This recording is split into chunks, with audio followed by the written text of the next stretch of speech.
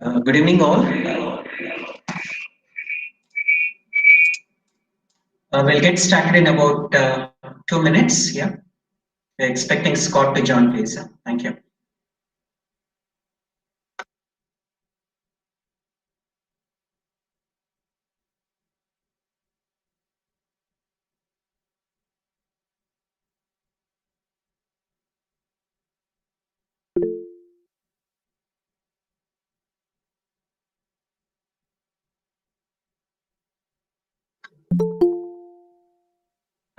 Am I audible, Prashant? Hello, am I audible? Prashant, am I audible? Yes, yes, sir, you're audible. You're audible. Yes, sir, you're audible, sir. Thank you.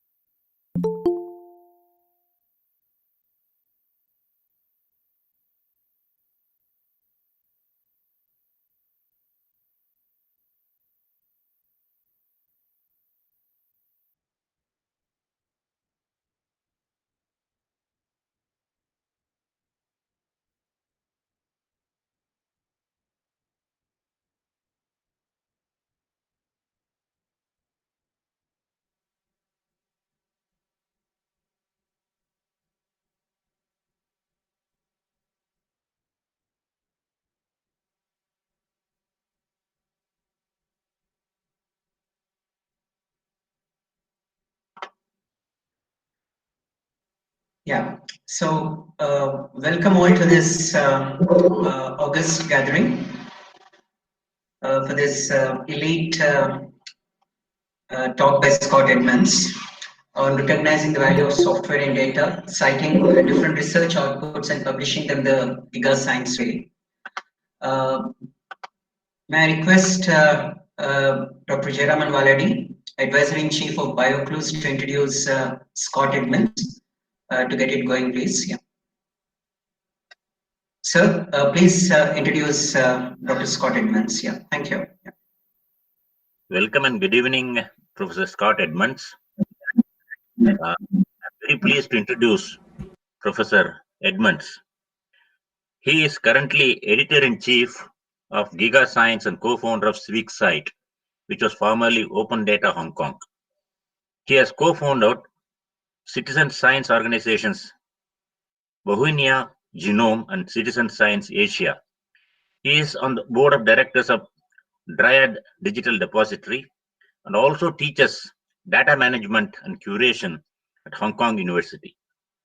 His academic background includes training in biochemistry at Imperial College and a PhD on the molecular pathology of ocular melanoma at the Royal London Hospital. After postdoctoral positions on cancer molecular pathology at the WHO International Agency for Research in Cancer in Lyon and Institute of Cell and Molecular Sciences in London, Queen Mary, he was senior scientific editor for the very well-known BMC Genomics and Bioinformatics journals at Biomed Central, before moving in 2010 to Hong Kong to set up the GigaScience Journal and the GigaDB database for the BGI, the world's largest genome organization. GigaScience launched in July 2012, and the second journal, Gigabyte, has just started publishing its first papers. He has maintained a very high standard of publication in both of these journals. Let me now request Professor Scott Edmunds to start his lecture. Yeah. It will be around 35 to 40 minutes of your lecture and about 10 minutes of question time, sir.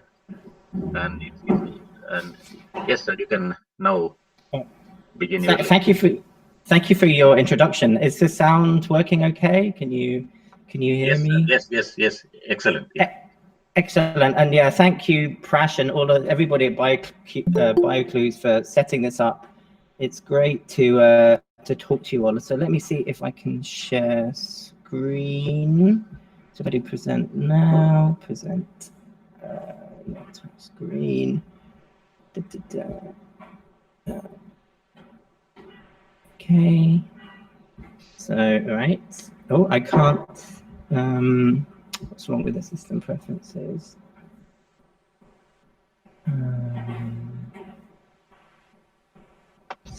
Yes, Scott, at the extreme right-hand corner, you have something called Present Now. If you can click that, you can share the screen or share a window. Yeah.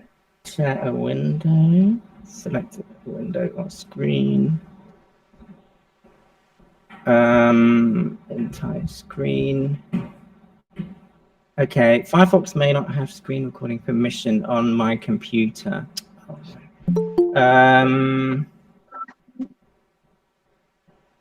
Choose application.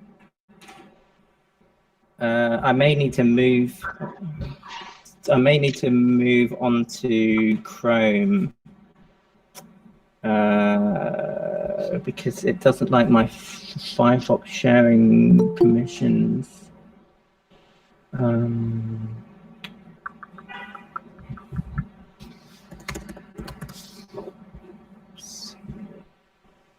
It's not. Choose. Okay, let me see if this works. Could you get that, Scott? Do you need any help? Yeah. So because I got Firefox, it's not letting me share my screen. So if let me try and see if I go onto I go onto Google Chrome, maybe that would be better. Although, oh no.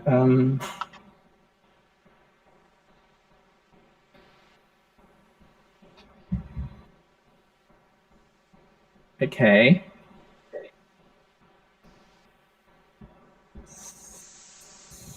So if you just pop up your cursor on the screen towards the extreme right side, you have something called Present Now.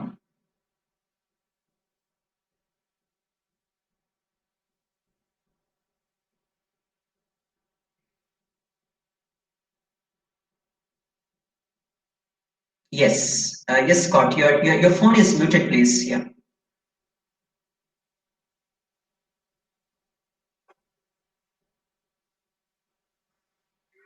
Yes, we could see the screen, but your microphone is muted, Scott. Yeah.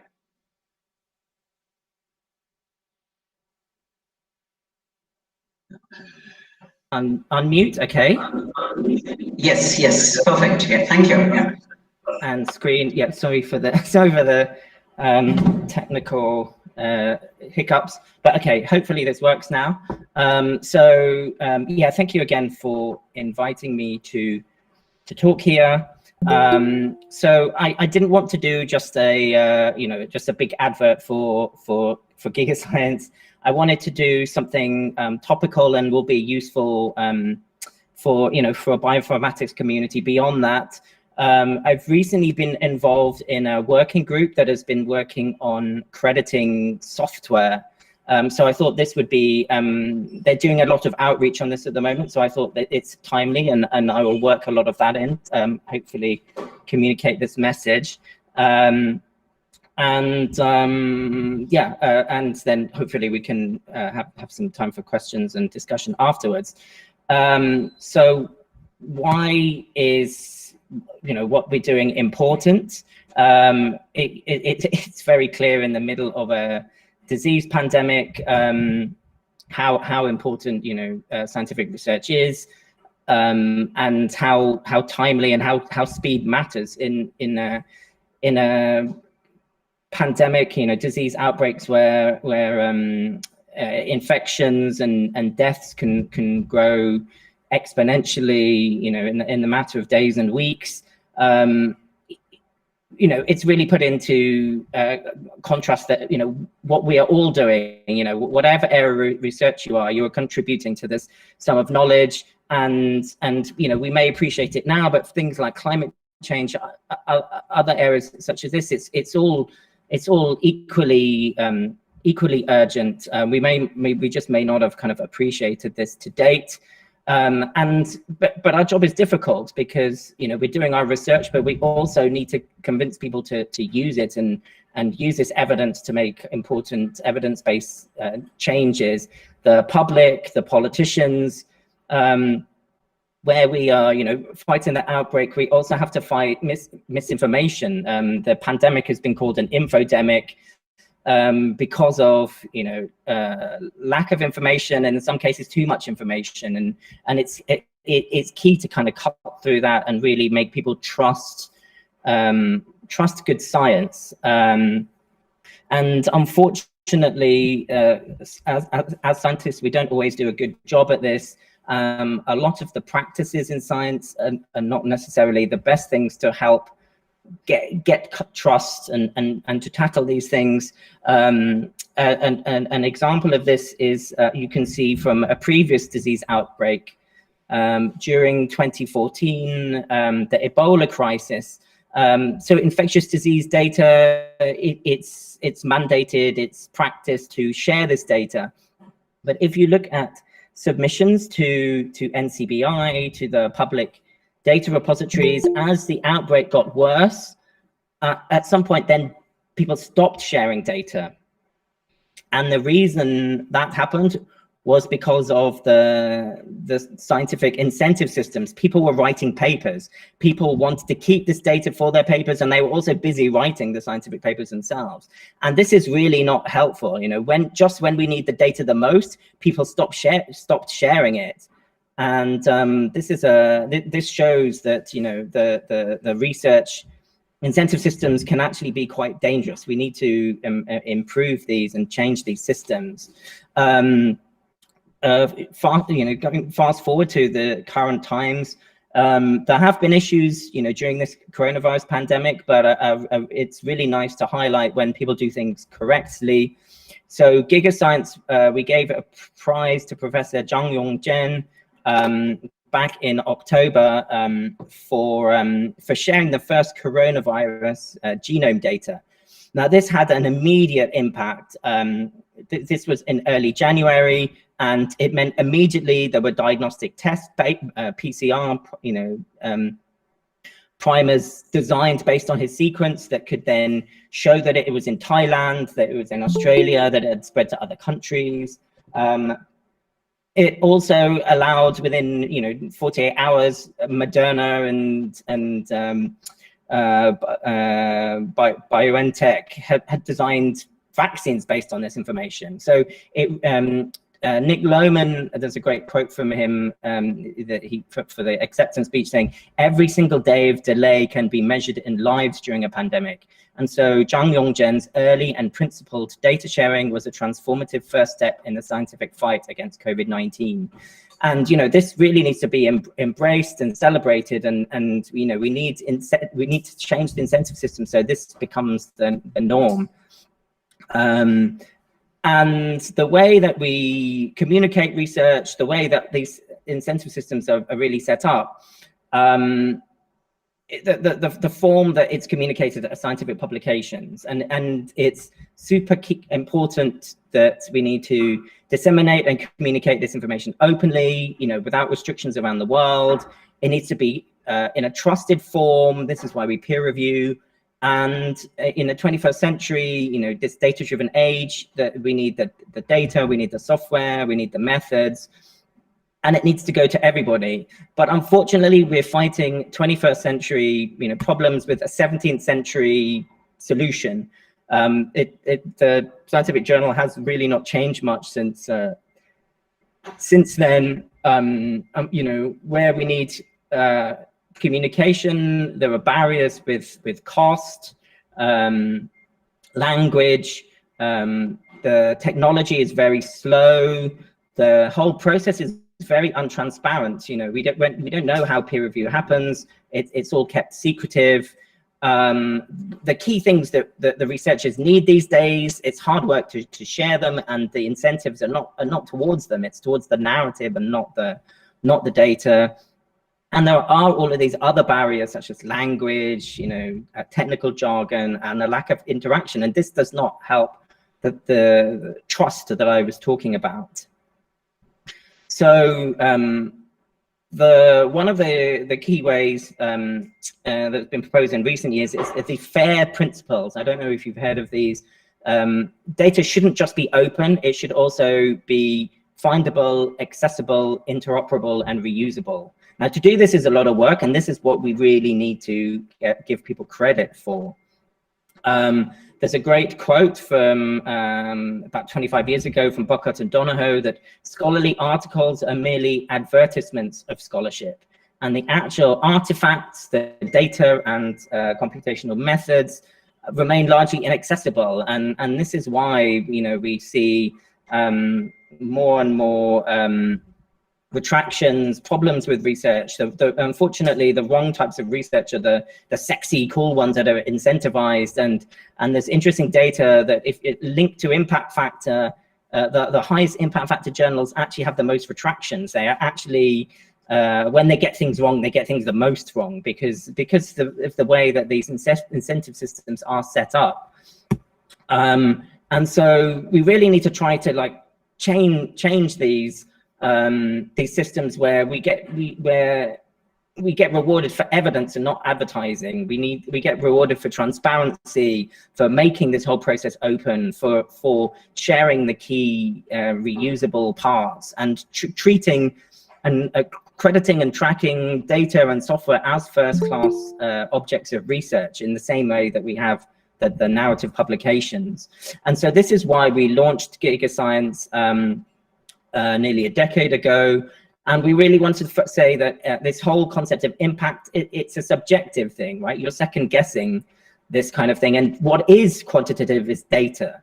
And so we wanted to credit the data, the software, the models, the computational workflows, even the peer reviews, and give them all this kind of credit.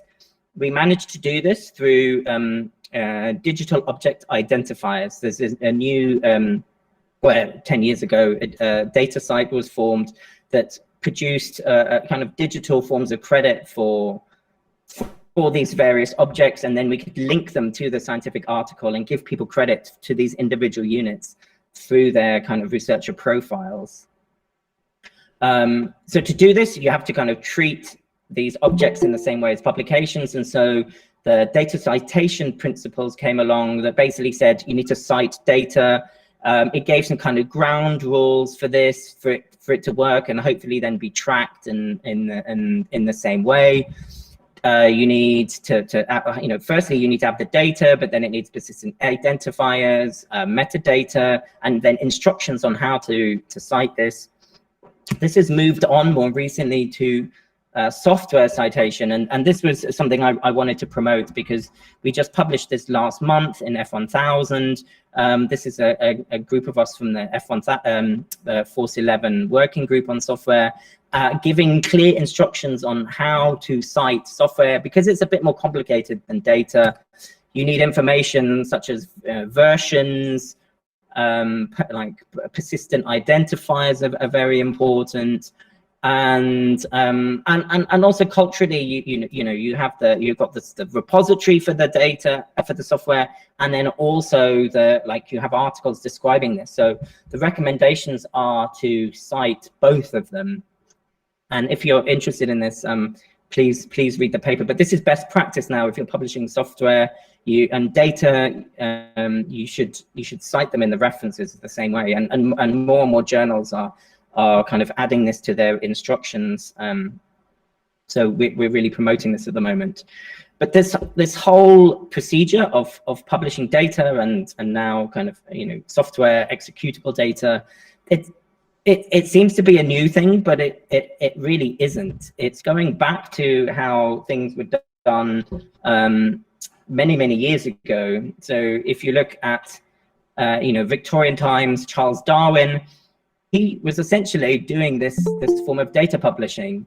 In the 1830s, he underwent the voyage of the Beagle. He traveled around the world, collecting specimens, collecting metadata, collecting contextual information. Once he'd done his voyage over many years, he came back to London, and then he deposited this data in the British Museum, so anybody could access the data and metadata. And then he published a description of this, of how he collected the data in the Voyage of the Beagle. So this was his initial data publication in 1839. And then he took as much time as he's needed to properly analyze and come up with hypotheses and try to validate them. This took him a couple of decades, but then in 1859 he published The Origin of the Species, which is effectively the analysis paper then. So this kind of decoupled practice was the way that people used to do research 200 years ago. And so we're just kind of coming full circle in a way.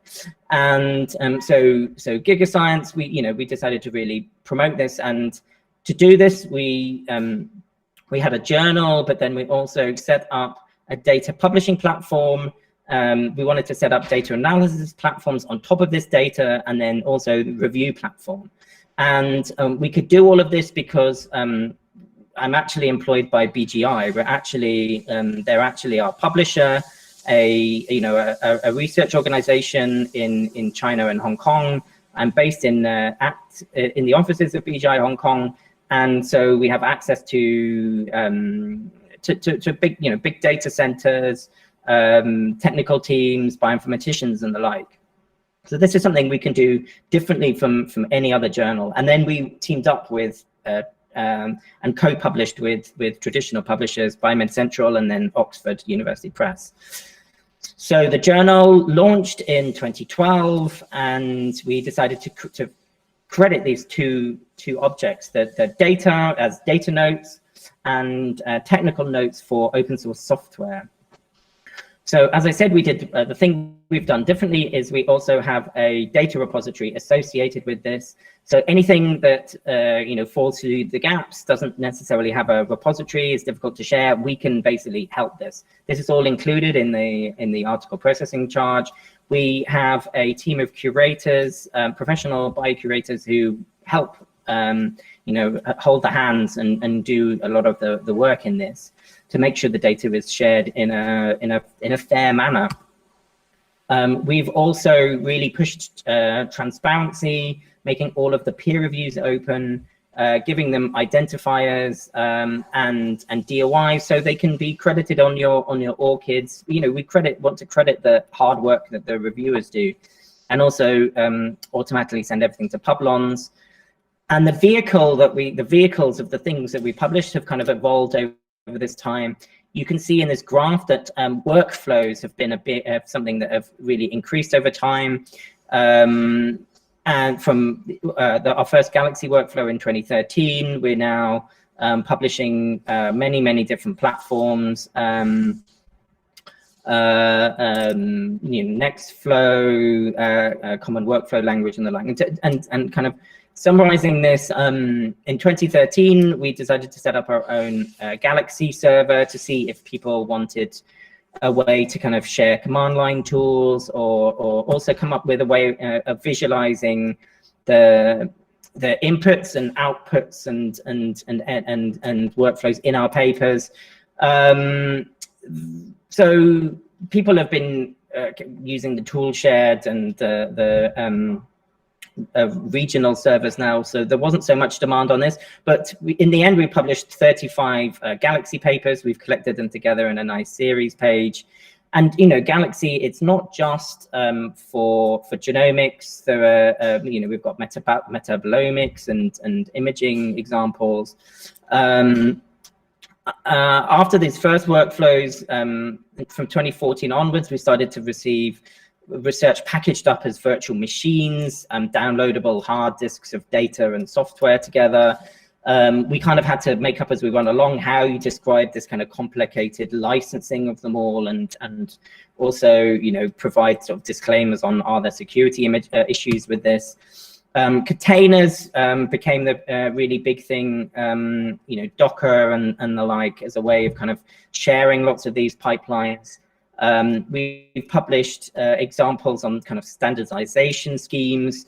We've integrated platforms like CodeOcean, and we've been doing experiments with Gigantum on ways to try to make kind of executable papers, really. And we've done case studies trying to really quantify this, you know, hoping our research is really reproducible and trying to test this. This is something you're interested in. We published a paper in PLOS on these experiments. And in recent years, common workflow language has been a big, it's sort of following the trajectory of Galaxy, but being kind of workflow platform agnostic. It's a standard for describing all, you know, all of these different many workflows. And we've tried to come up with ways to share these in the kind of standardized way. Providing object bundles of the workflows or any figures. We make sure there's a link to the sort of interactive versions in a CWL viewer tool. This growing ecosystem, we've published various kind of related tools, and even NCBI in the last month have published 2 tools with us. So you can see it's really becoming mainstream and a widely used standard. On top of computational workflows and pipelines, we've also tried to cover the wet protocols.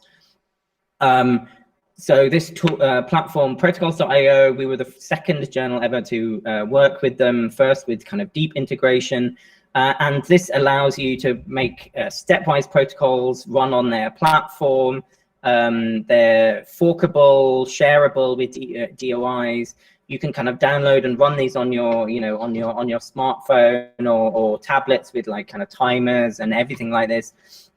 And so our team can actually help people to put these together, and we've started embedding them in GigaDB entries, and our new Gigabyte journal, we're heavily leveraging this to make the papers more interactive.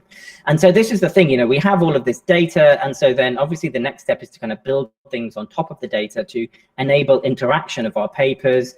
We've had various plugins that we've had to do with initially through GigaDB, and some in the journal for imaging data and, you know, genome browsers and the like.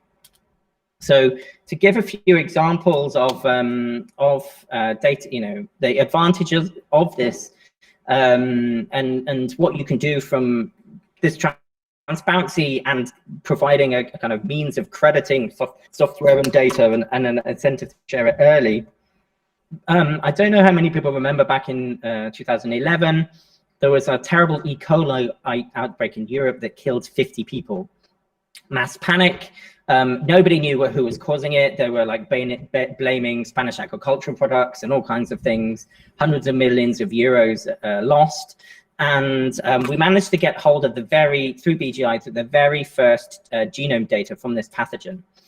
But rather than sit on it, we thought, you know, this is so important, we need to share this immediately. So we were just setting up our GigaDB repository, and so we put it there, and this was our first ever digital object identifier. We put it under an open license, an open waiver, so anybody could use this without restriction, but we gave people a means to give us credit if they did use it, you know, out of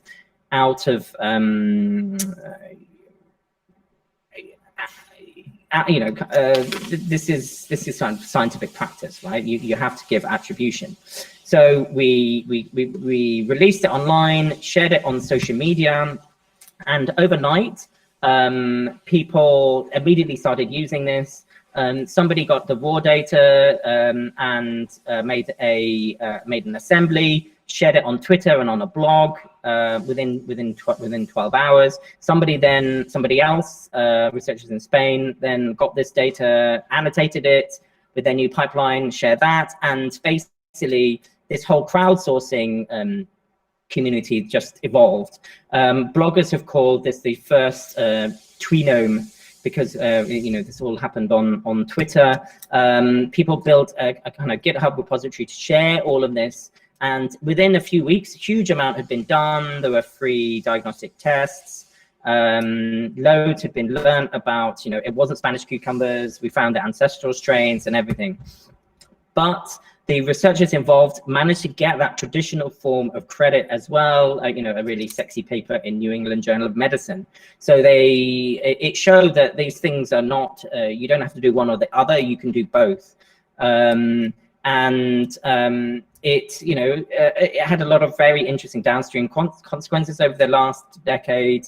It showed a new way of doing research. They got the traditional credit, but they also got much faster therapeutics, diagnostics, and it provided an example of faster, more open science.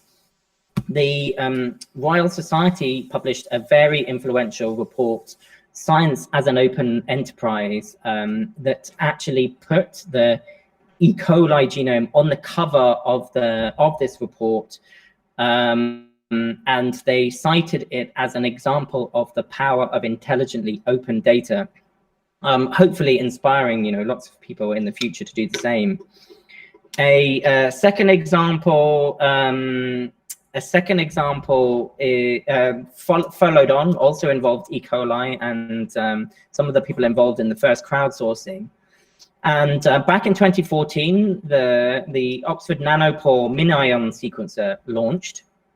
Some people were on the early access scheme, and a group kind of left the scheme and published the very first paper saying that this data doesn't work, that Oxford Nanopore is flawed, there are serious problems with it, and that the data isn't good.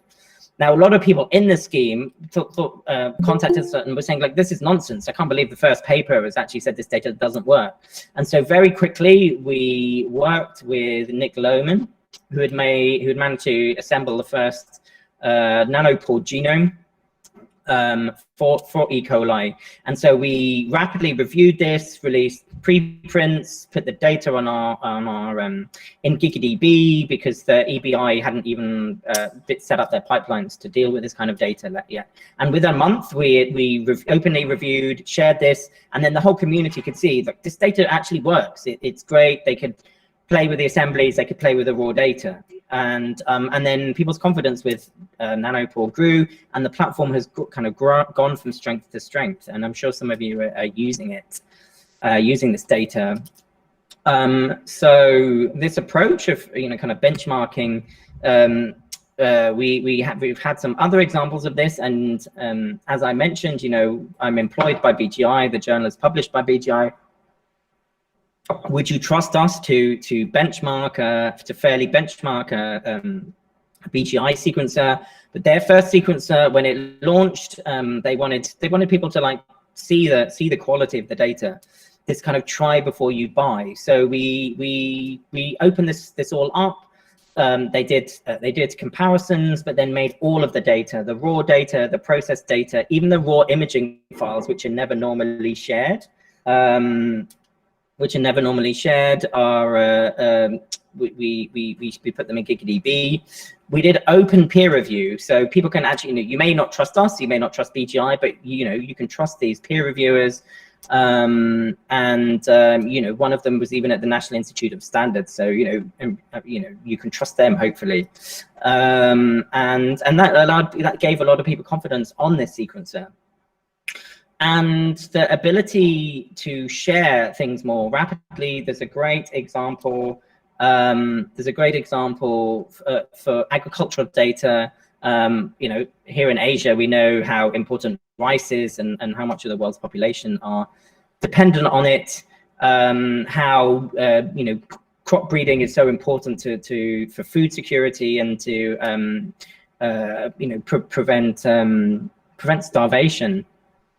And back in 2014, the Gates Foundation funded the Rice 3K project to produce this material to basically revolutionize rice breeding, crop breeding, and really mitigate climate change, help ultimately help the breeders in the field to get their crops to work in their different environments.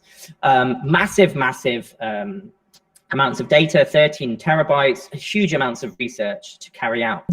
But rather than sit on the data until it had all been analyzed, publishing one of these data note articles gave them the incentive to share it, as soon as it had come off the sequencer.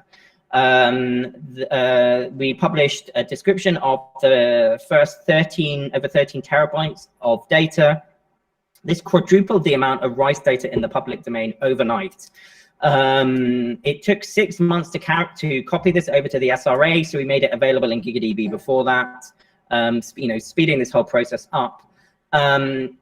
Eventually in 2018, they published the analysis, right? They managed to process and publish the analysis, but people didn't have to wait until 4 years for all of this to come out. They could release the early data, they could release the SNPs and things like this before that. They got the credit for releasing early, and it's super important that people could do that, and it really democratizes research. A super expensive Gates funded project.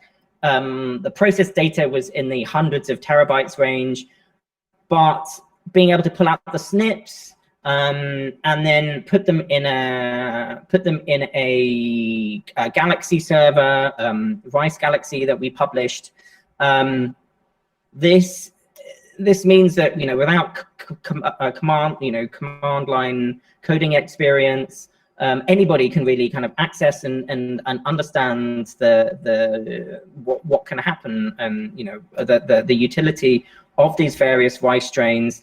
It ran very cheaply from Amazon, and basically anybody in the world without restriction can analyze this. And ultimately the downstream users of this kind of data are the rice growers in the field.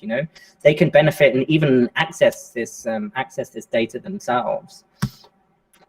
So looking back over the last 8.5 years since GigaScience launched, we're pretty happy with how it's gone. We've published, over 800 papers. We've won awards, all of that kind of traditional form of credit. What I'm most proud of is all of the nearly 50 terabytes of data that we've liberated in our GigaDB servers. But while that, we've helped a lot of this kind of incentive thing, we've shared a lot of good research, we haven't met all of our initial goals, right? And the thing that we think has really held us back is the technology. The publishing technology is very slow, it's extremely expensive, and it's still very focused on narrative and this, what they call version of record, right? This kind of like permanent static version. But it's not very fair, and it's not, and it does really hold back what you can do here. And so this really led us to thinking, look, maybe we need to start again from scratch with a second GigaScience journal. And publishing software and digital objects, we thought we should follow what the software community does: code, release, fork, update, and repeat.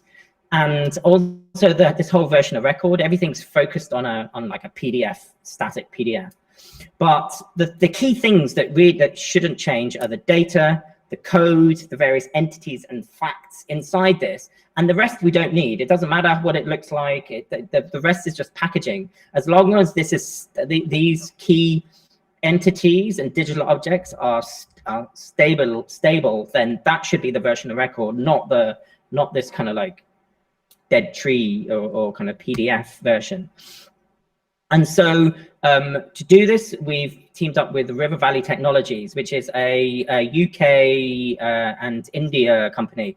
All of this technology is made in Kerala, I think.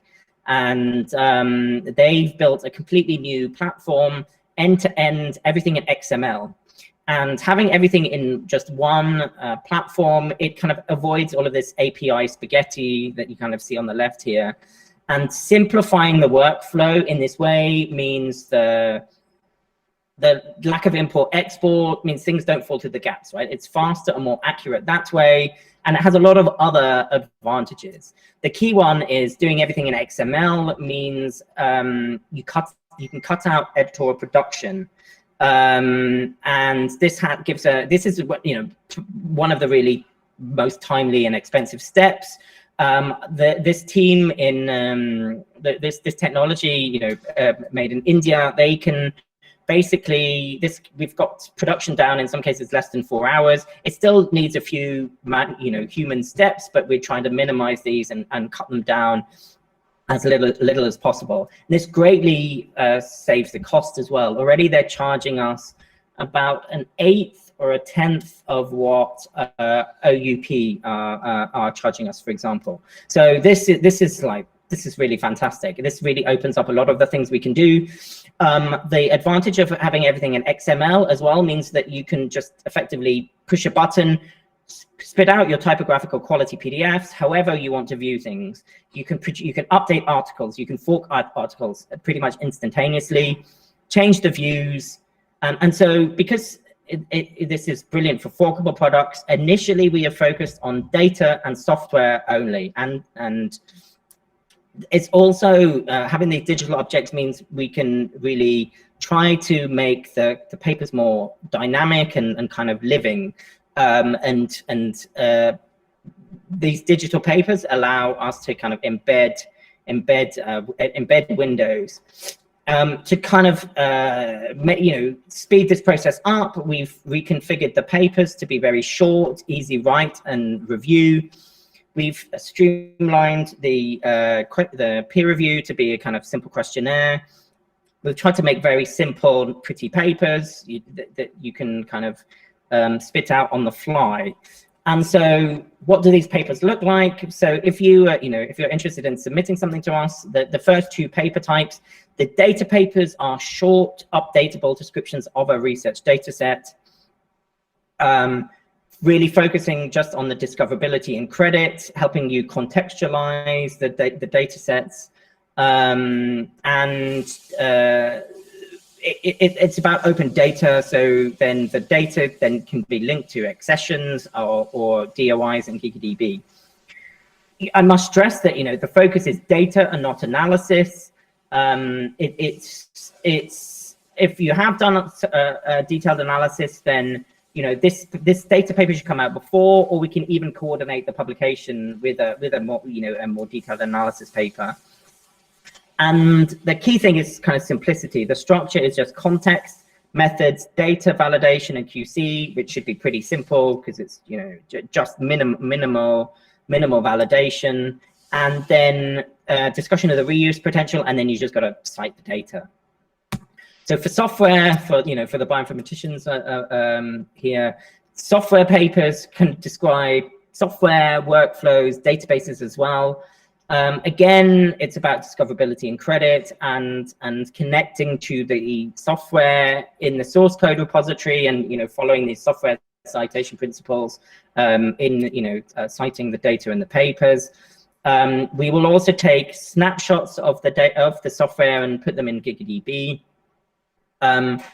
It should include a very small amount of testing, but this is for we're not got big analysis papers here. We want just useful tools to get out in a cost-effective and quick manner. It doesn't need to outperform existing approaches, but it needs to show like some innovation and use. Somebody's got to have some use for this somewhere. And again, simplicity. It just needs a statement of need, implementation, and availability. So the beauty of focusing on these interactive articles and doing everything in XML, basically, here's a little demo that it allows you to switch languages. It allows you to switch the views where different fonts. This is a dyslexic font. And you can create unlimited different views. This is the eLife Lens view, but you can tailor your XML and however you want to view your papers, you can view your papers. You're not dictated by the way the journal was set up. And the other really cool thing is this interactivity, right? Having digital things means that you can make your papers living documents. So having different data types means that you can build, you can have visualization tools on top. So this, for example, High-C, it's a High-C map visualization tool.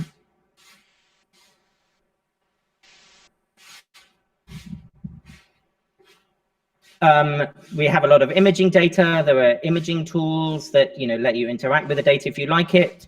You can kind of push a button, download the data, even send it to a 3D printer. And I mentioned protocols.io earlier. We really want to move beyond narrative to kind of much more interactive, stepwise protocols embedded in the papers. And it, really lets you interact with this. And the same with software. We want to have tools that really let you interact with the software as well. So like CodeOcean. And we're thinking that the users beyond this as well are going to go beyond kind of human users more and more. We really need to think about machines, and to maximize the kind of discoverability and reuse from them, you need really high quality XML. You need it openly licensed, easy to download, nice structured metadata for discoverability. Nothing, we don't allow supplemental files to be hidden away in PDFs. Everything needs to be in the paper or kind of in downloadable data repository. And we're adding identifiers to pretty much everything in the papers to really make them AI ready, to really kind of guide the computers to what's going on here. Identifiers for the authors, for the funders and institutions, the various entities inside the papers, the equipment, the software, and then making sure that all of the outputs, the data and computational results are connected with accessions and DOIs. So I'm talking about trust, and I mentioned climate change, and so one of the first examples that we've published is the climate change example, where we put as many different things in the paper, like interactive maps. You can see where these things were sampled. It was fossilized plankton that allows you to look at climate change over various times. You may be a climate change skeptic, or whatever, but actually being able to play with these objects and scrutinize them yourselves, it really kind of boosts the trust that you have for all of these things. And this is the way that we really need to communicate research. And these 3D models, there's a big table that they kind of can pop out in. Anything you can push download, send it to your 3D printer, send it to the 3D printing community. We've shared it with the 3D printing community. You can even send it to virtual reality headsets. And so, yeah, just to summarize, we really think that there needs to be a new way of publishing fair research with this kind of technology. It's so crucial to tackle, the world's problems. We need to rethink version of record to really focus on the really usable key facts and data and software. And we don't need the rest of the packaging. We can discard that. Follow the software paradigm, as I say. Everything needs to be open.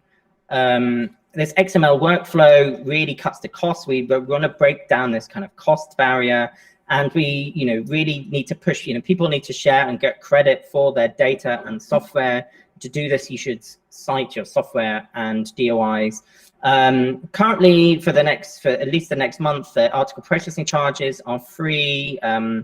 And yeah, I'm happy to talk for the next 10 minutes or however long we've still got for discussion.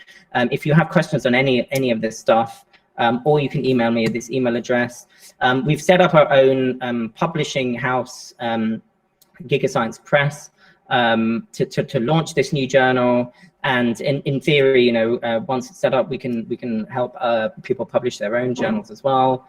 And yeah, big team to thank in Hong Kong and beyond for all of these efforts, and River Valley for this fantastic technology.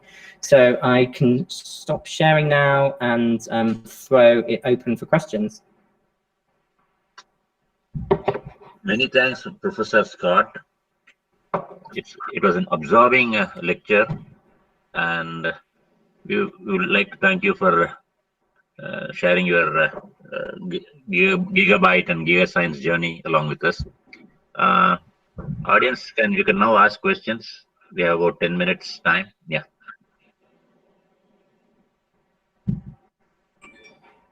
Feel free, the journal, or if you have any questions on, generally sharing software and data and workflows and the like, yeah, please let me know.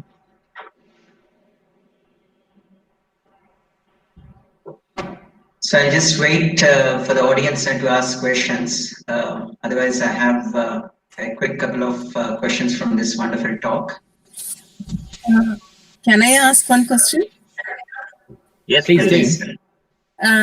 Regarding that 3000 rice genome work, whether it is means whether you are a part of it or it is published in that journal. So BGI, my host organization, was involved. They were one of the partners of this project alongside IRI in the Philippines and the Chinese Academy of Agricultural Sciences. It was a kind of three-way partnership, but we were involved in the sharing of the data and publishing the first paper. Whether that data is open access or it is restricted at present? No, it's completely open. So we shared the raw data through GigaScience repository, and it should all then eventually all copied into the NCBI, the EBI. They had 100 terabytes of the process data, all of the SNP files, and some heavy computation. That all they made it a public data set in the Amazon cloud, which anybody can access. And then this is quite, you still have to pay the kind of download costs and stuff on that, which is quite pricey. But then they made a collection of this, a much smaller collection of the SNPs that and that they've shared that in a number of different ways. One of them, the Rice Galaxy server, which is a public and open Rice Galaxy server that is also open. So there's a number of ways to access this data, and it's all open. But this is not available in NCBI or any other gene bank? No, it should be a lot. So not so much of the intermediate data, and I'm not sure how much of the processed. Some of the processed, but the raw is definitely available, and yeah, it's heavily curated and open. So yeah, either if it's not in NCBI, then a lot of the processed data sets you can get from IRI. Okay, thank you.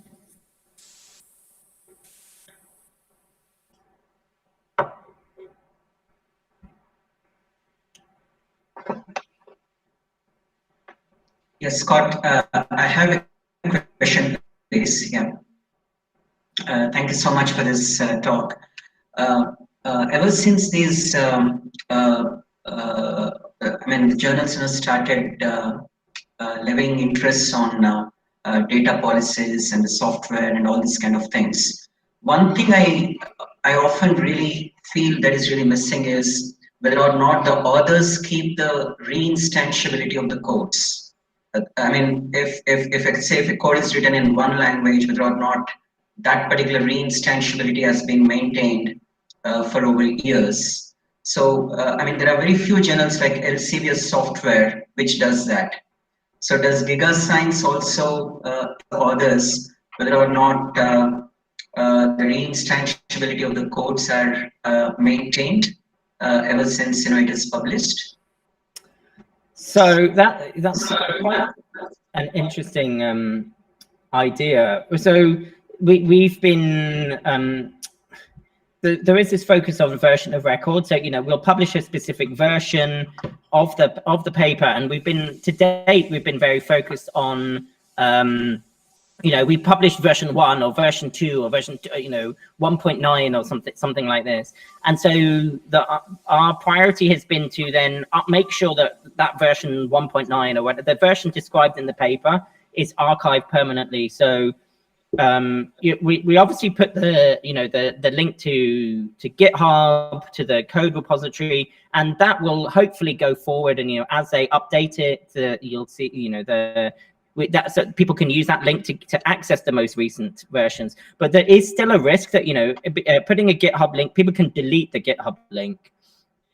people can remove and change that. So we also insist upon a snapshot being taken. So we will pull down the GitHub repository and the version that's in the paper, and then stick it in GigaDB, in our GigaDB repository. So that's there. At least people can always access that version 1.9 or whatever that's in the paper, and that's archived forever. As you say, software changes, the dependencies.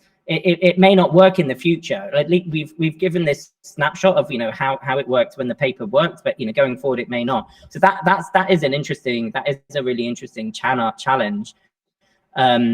We have our own GitHub repository. We were experimenting a bit in using GitHub to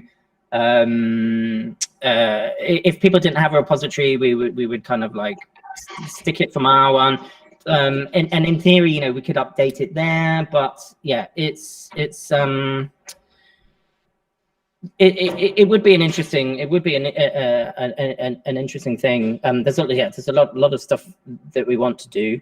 We want to do these update papers. So that means that you could come to us, and so if you're publishing more incremental updates, we published version 1, but if you've got version 1.2 or something like this, we can then create a little add-on connected small article. We haven't got any of the submissions of this yet, but we're really keen to then make these things more living. So if dependency change, if software changes, hopefully all of these different, if people are publishing different versions with us, it would at least be they'll all be connected, and maybe the older version doesn't work anymore, but hopefully if they're updating it in that manner, the newer versions will work.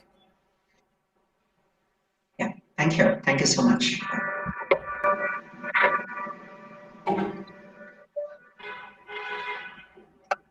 Youngsters here who are going to publish a lot of papers from now, can you please ask your question, one or two questions? Yeah.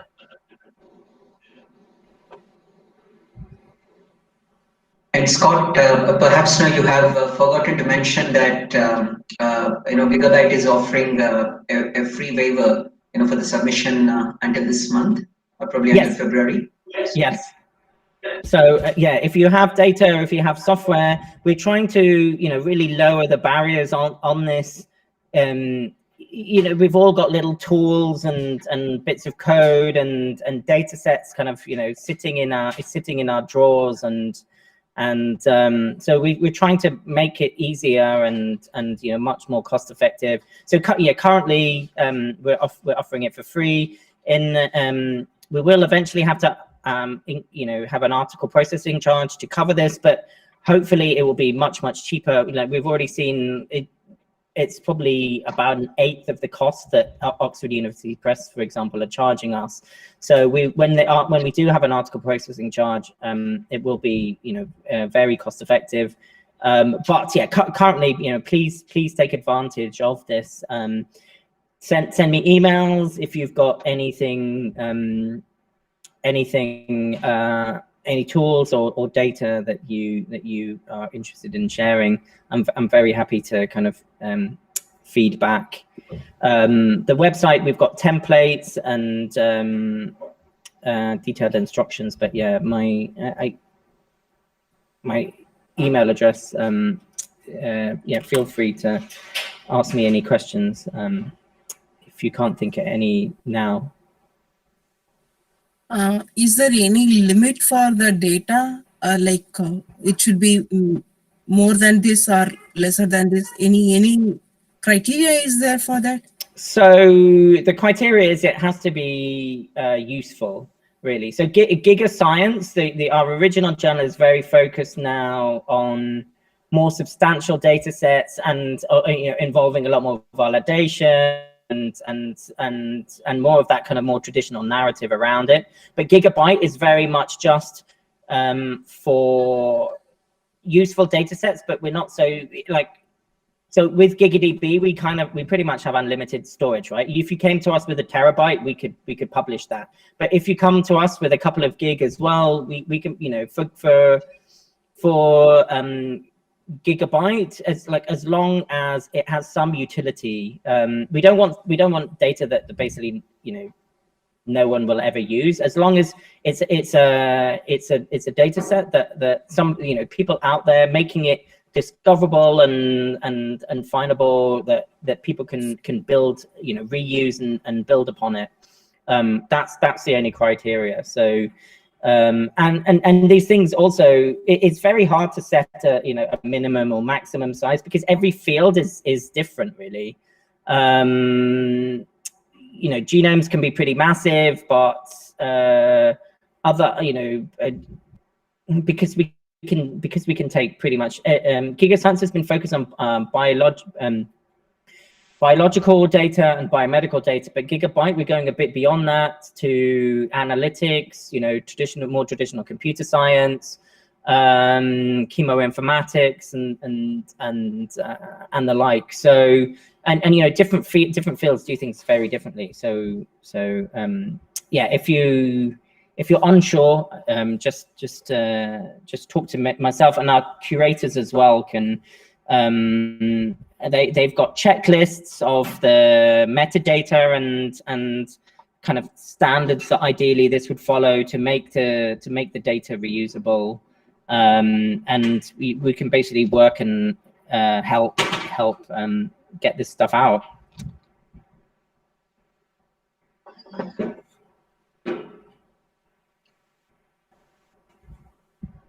Okay, if there are no more questions, I would request Prashant to propose a vote of thanks. Thank you very much, sir. So on behalf of Bioclues, I think I take this opportunity to thank Scott Edmunds, you know, for this scintillating talk. He has been so nice. I happened to meet him during one of these conferences last year, and he has always been enterprising.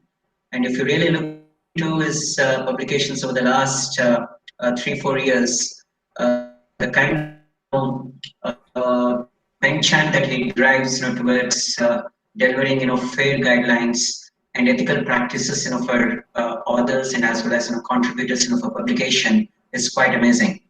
I think the GigaScience journals, or the Giga journals, they have been absolutely quite amazing. I've been regularly following all these kind of things, and I think it has become a kind of a boon, you know, for young audience, young students, to take up such kind of publishing practices and journals. I think, you know, Scott and Giga Group, they have been wonderful in allowing, you know, free allowances until February, I believe. So please take this opportunity. If you have a wonderful software, or probably, you know, come up with a good publication in journals. And nevertheless, you know, if you have any questions, otherwise, you know, Scott is an absolutely a very good listener. So please feel free to ping him by dropping a kind of an email. That would always be nice. And I think, you know, this stems up a kind of a wonderful collaboration between GigaScience and as well as Bioclues, for which, you know, we are gratefully we are really grateful, you know, to Scott Edmunds, you know, for this wonderful opportunity and interesting talk. And, no, thank you for inviting me. Yeah, thank you for the audience. Yeah, thank you, Scott. And at the outset, I would also like to thank Jairam Valadi sir for this wonderful introduction. And please don't miss Incisivization with me with Jairam sir today. He has been a wonderful machine learner and one of the top 100 chemical engineers all over the world. And he has been my mentor as well. So please don't forget to attend his talk. I think I shared the link over here. So please feel free to join, which is starting in about 20 minutes from now. Thank you so much. Thank you, Scott. Yeah. Okay, bye. Bye, everyone. Thank you, Scott. Bye.